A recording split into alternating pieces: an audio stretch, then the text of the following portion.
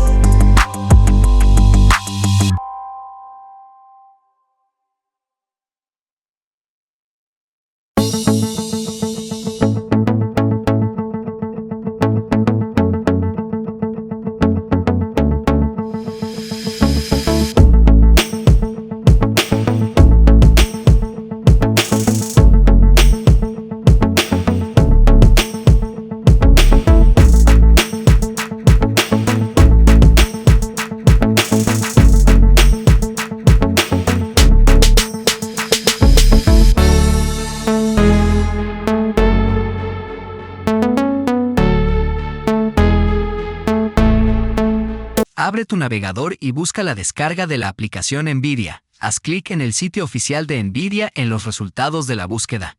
Una vez en el sitio web, haz clic en Descargar para obtener el instalador. Cuando se complete la descarga, abre el archivo y sigue las instrucciones para instalarlo. Acepta los términos y condiciones, y la aplicación se instalará automáticamente en tu computadora. Cuando se te solicite, elige entre Game Ready Driver o Studio Driver, según tus necesidades, y haz clic en Siguiente. Finalmente, haz clic en Listo. Y eso es todo.